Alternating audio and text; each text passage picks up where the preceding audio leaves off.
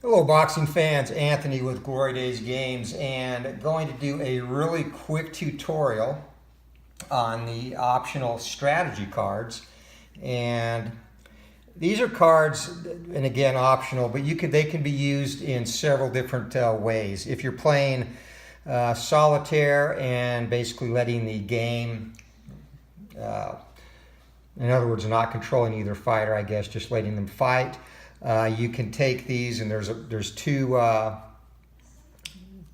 strategy cards per set.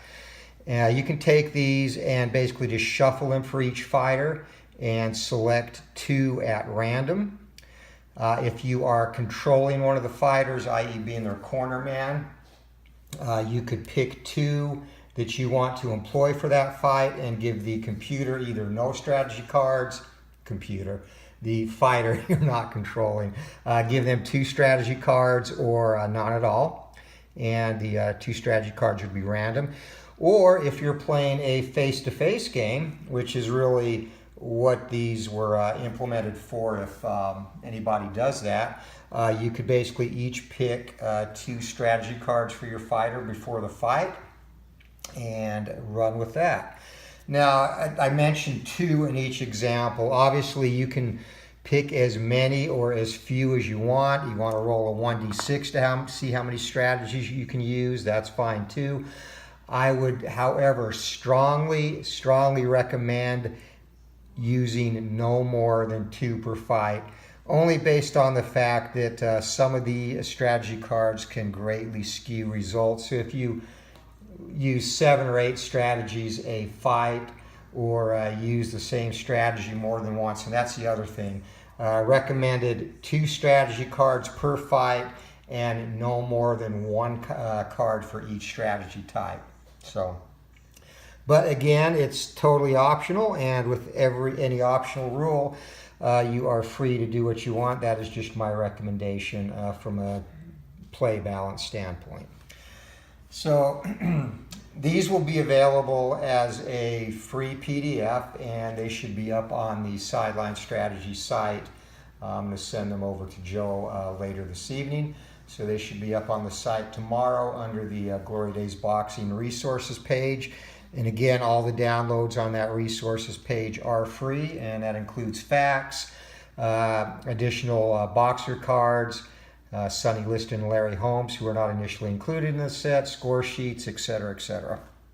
So you can get them there. Or if you're ordering the limited release printed fact cards, I will throw these in with that fact set as just basically an add-on, a freebie. Only difference between the printed and what you can get on the PDF is there's a couple of less strategies on the printed version. So, and again, with the fact set, the printed fact set, that is $15 all inclusive, includes shipping anywhere in the continental United States, and that's basically, again, just covering the cost of printing the cards, the credit card fees, and the shipping cost themselves for 2-day priority bulk mailing. So I'll toss these in, and as the recording of this video, we've got 14 of the printed fact sets left. Sold 6 today. And again, the fact sets are optional. Some people, and I'm one of them, just prefer to use dice for the entire game. But if you do want to use the fact set, and I do have a tutorial up on the page, you want to use that for the ring general check.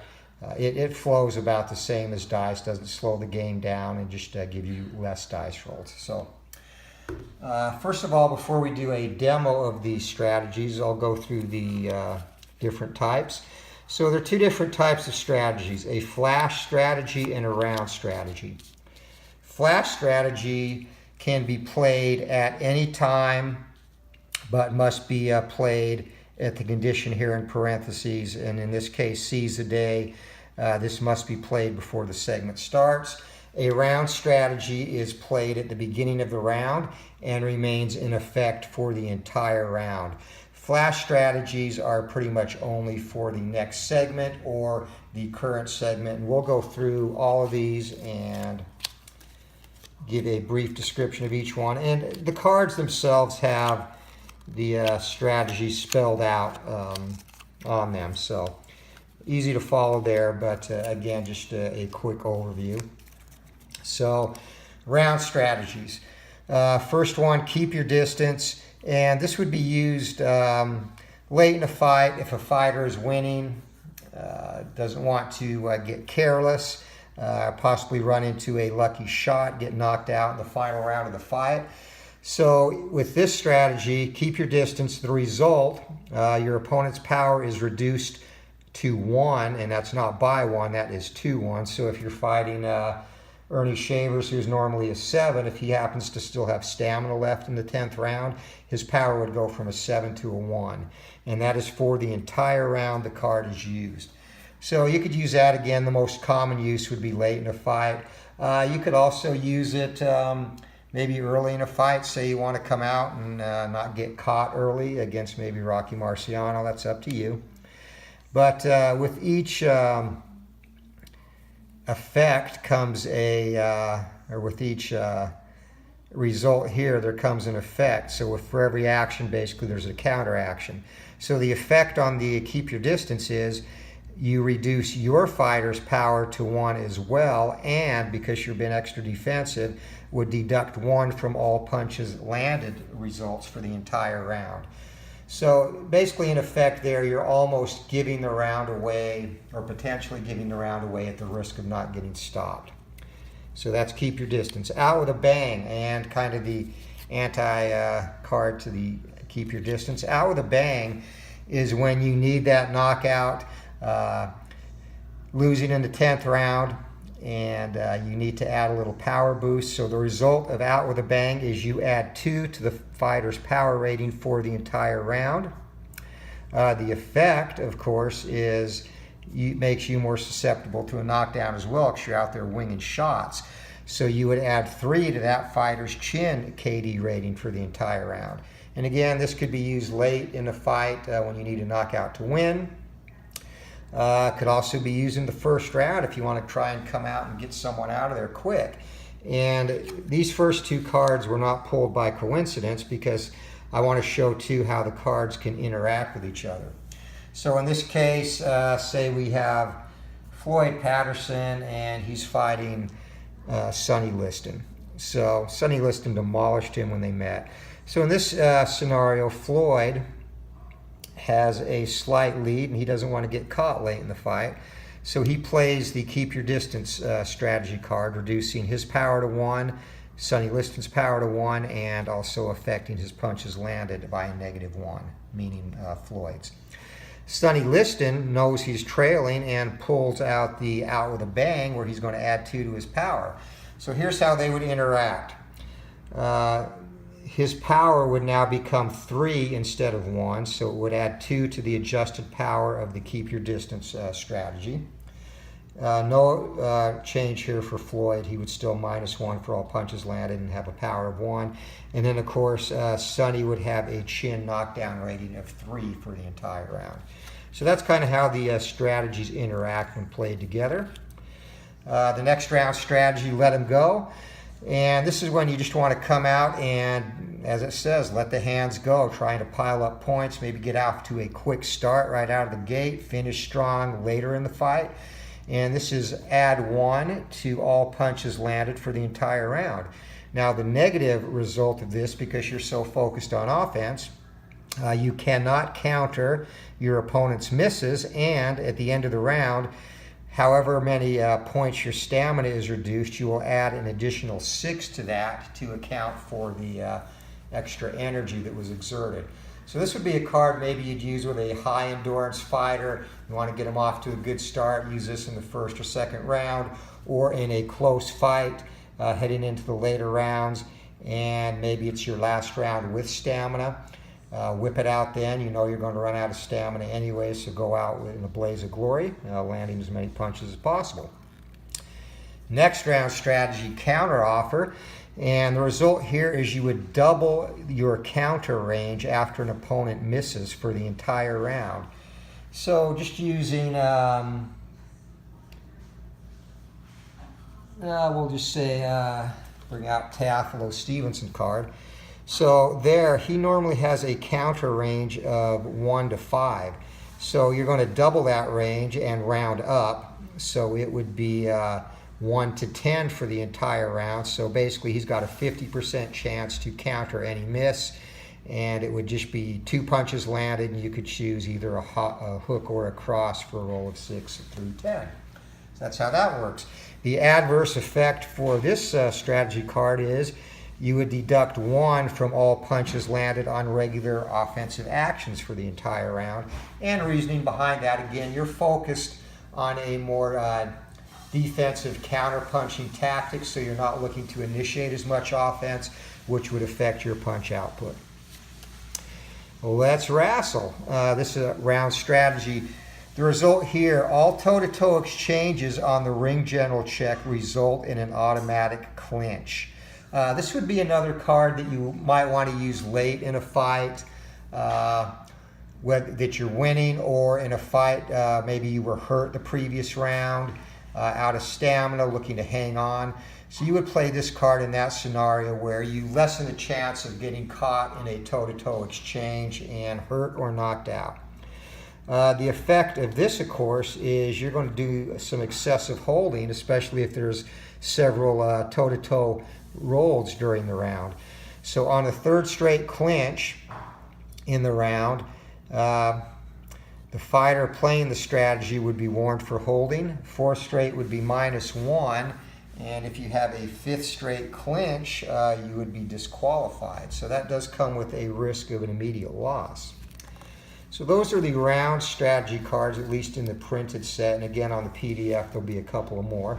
Let's talk about the flash strategies. Flash strategies are played in response to something that happens during a round, and they are in effect immediately and playable only for that current segment or the next segment. And I guess the best way to categorize them, I'm not a big Magic the Gathering player, but I'm familiar with the game, and I believe in that game you have, they would be reaction or spells that you play to counter something. I don't know if that's the best way to describe it, but basically it's a play based on a circumstance. So we'll talk about them. Hail Mary. Hail Mary, the result of using this card and would double the fighter's power rating for the next segment, and it must be played before the roll. So you're taking a chance with this, assuming that you're going to have either an offensive action or a toe-to-toe segment, but the reward is great. I mean, if you're playing Ernie Shavers, you know, Ernie has a power of 7, so say he's losing late in the fight. He doesn't want to go balls out for the entire round and risk getting tagged himself, but maybe which wants to pick it up for the next 20 seconds and throw caution to the wind, throw some bombs. So his power would go from 7, if he had stamina, all the way up to 14, and if you happen to play this when your opponent, and that's another good time to play this, say he stuns an opponent the segment before so that he's going to get an unopposed action. Great time to play this because with an unopposed action, when his opponent is stunned or hurt, Ernie Shaver's power would go from a 7 to 10. You play this card for that segment and it goes to a 20, so basically any punches landed during that unopposed segment is going to result in a knockdown opportunity. Or if the fighter's not stunned, again, his power 1 to 14. If he lands, pretty good chance you're going to get 14 or less on that 1d20 roll. Now, and again, though, it must be played before the roll, so it's a high risk, very high reward card if you hit it. Now, the effect, if the fighter misses and his opponent lands a counter, he must make an automatic chin check for a knockdown save. So it doesn't matter how much power your opponent has. If you play that card and you miss and they happen to land a counter shot, you go straight to a chin check for that fighter. And reason being, you're putting so much into that, you are basically wide open, leaving your chin exposed with the possibility of walking into a vicious counter shot back. Next flash strategy is rise up. Result of this, if a fighter gets knocked down, automatically passes the KO check played after a knockdown occurs, which is the trigger. So if you're hurt and, again, maybe winning late in the fight, you get caught and out of stamina, and we'll use Frank Bruno. So Frank Bruno, say he's tired, late in the fight, he gets dropped. His chin KO rating is a 9, so that's almost 50% chance if he gets dropped late in a fight, he's going to take a nap under the ring lights. So if that happens and you happen to pick this or randomly select it, you would throw that down and you would be able to rise and fight again. Now again, this is a very, the save here is obviously potentially stops the fight from being over, but it's a big penalty too. So in this case, instead of being hurt for the next segment, which normally occurs after a knockdown, the fighter is hurt for the next 2 segments, so your opponent would get unopposed offensive actions for both of those segments, which means potential will check for a TKO if 3 or more punches landed in 2 straight segments, makes you more susceptible to a knockdown, again in 2 straight segments. So a card that you'd have to use very cautiously if you selected it. Seize the day. The result, automatically gain control of the next segment. Opponent has defensive action, and this has to be played before the segment. Due to the aggressive approach, you would add 4 to your opponent's counter range on a missed punch. And again, the thinking there is you're asserting yourself, you're going all in for an offensive action. So you let your hands go, but you leave yourself more susceptible to a counter shot. So in the example of using the Teofilo Stevenson card, if Shavers was going, Shavers would use that card to get an offensive action, automatically offensive control. But if he missed, Teofilo's counter range would go from 1 to 5 to 1 to 9. So simple on that one. Not so much not a very, I guess a pretty good potentially reward card, but not a super high risk card. Maybe moderate reward, moderate risk. And final strategy we're going to look at, and again, there's a couple more of these in the PDF file, but turn it up. And this is used to add 3 to the number of punches landed. And this would be played after punches land. So you're in a segment, one fighter has the offensive action, they get in, land 4 punches. You want to crank it up a notch, play this card and add 3, so you'd land 7 punches for that segment. Where would this come into play?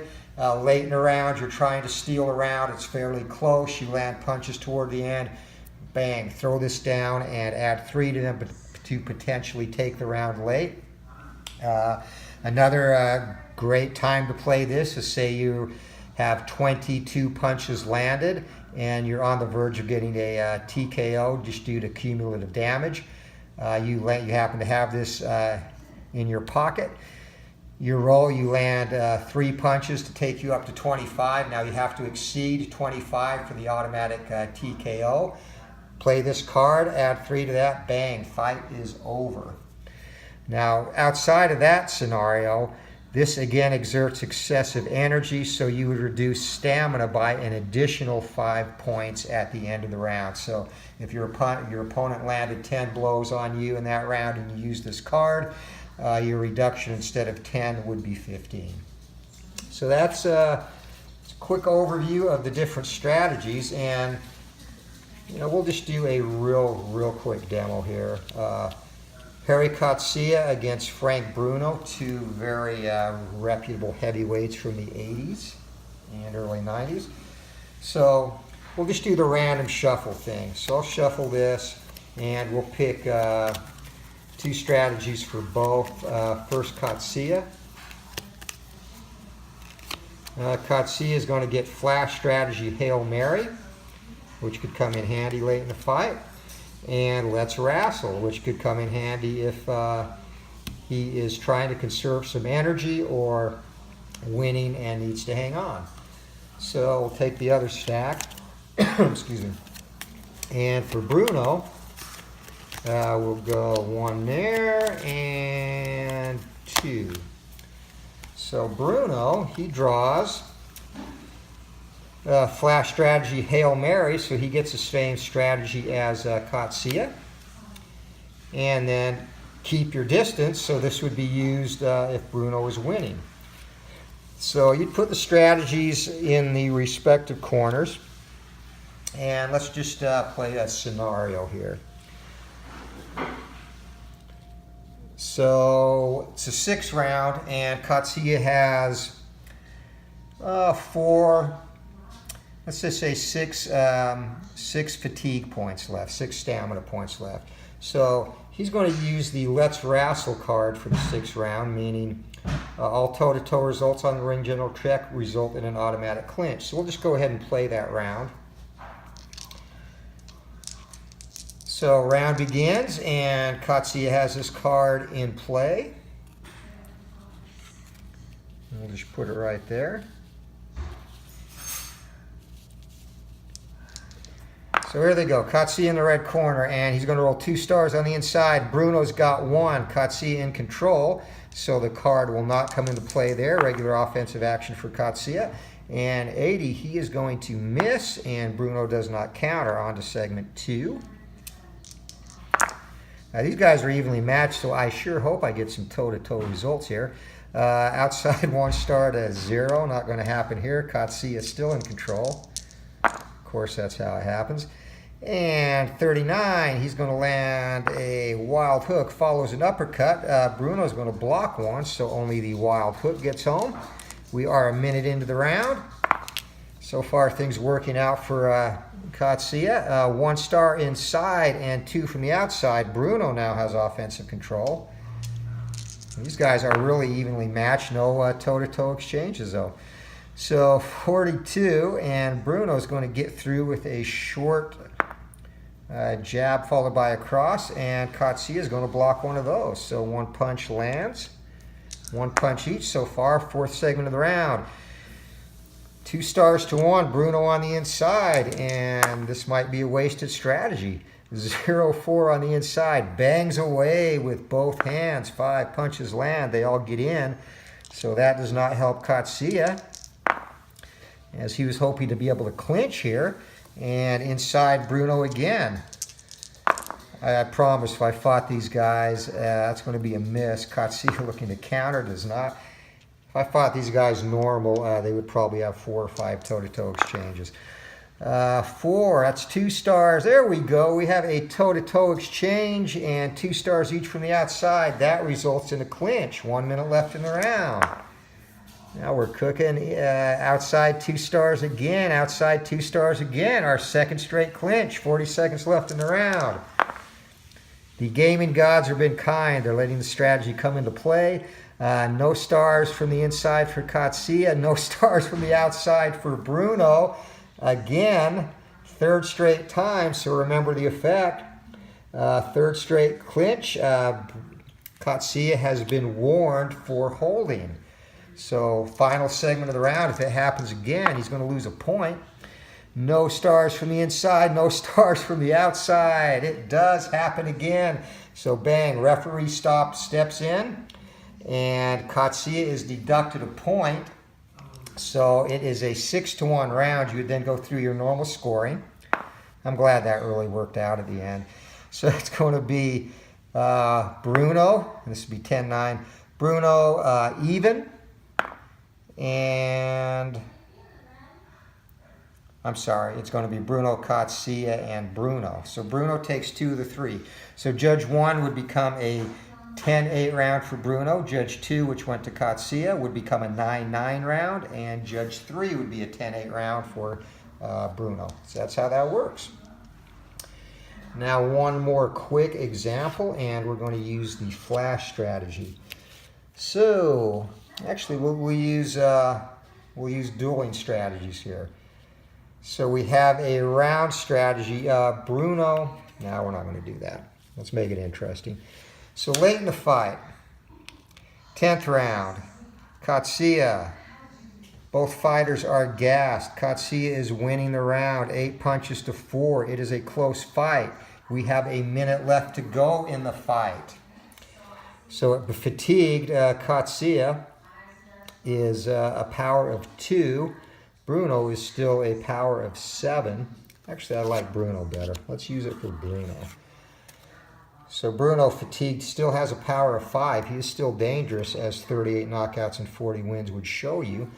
So Bruno is losing this round. It's 8 punches to 4. He's a little bit of a hole. So bang, 1 minute to go in the round. Plays a flash strategy, Hail Mary, double the fighter's power rating for the next segment, and we're playing it before the roll. So it's a gamble now. Bruno has got to hope he gets the offensive action or at least a toe-to-toe exchange here. And either way, if he misses either, it could be bad for him. So here we go. 3 stars for Katsuya, 2 stars on the inside, 1 on the outside. Bruno does not have control. Katsuya does. So the strategy card is a gamble, and it was wasted. So let's say he hadn't played it yet. 20 seconds left in the fight. It is now 11 to 5. Strategy is still active. So Katsuya rolls no stars from the inside. Look at that dice. And 1 star from the inside for Bruno. This was played before the segment. So Bruno's power, he's in offensive control, is now a 10, even though he's fatigued. So here we go. Now again, if he misses though, he's going to have to make an automatic chin check if Katsuya counters. So bang. And that again was from the inside. So 48. And 48, he misses. Katsuya with a chance to counter. And it would have been a knockdown chance if he connected. Katsuya does not counter, but if he had, say he rolls a 1, and that's a counter punch, Bruno would have had to make a knockdown save of his own, and he would have been okay. So that's basically a quick look at a couple of examples in fight.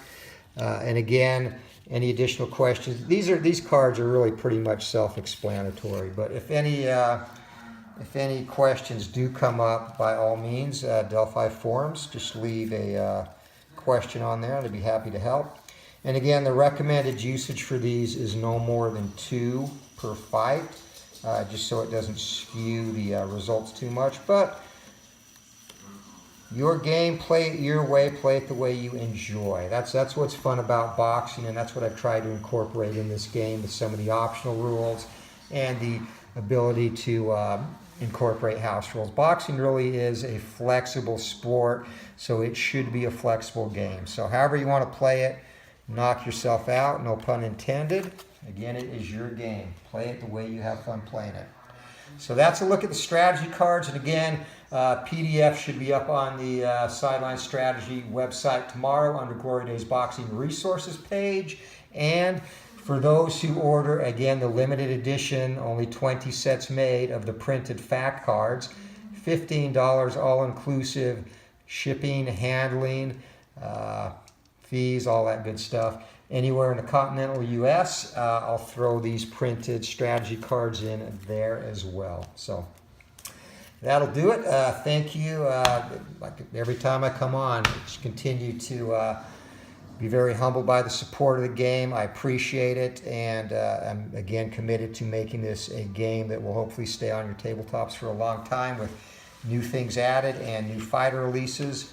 And again, as a reminder, the next 3 fighter sets out. Lightweights coming either the end of this month or early in July.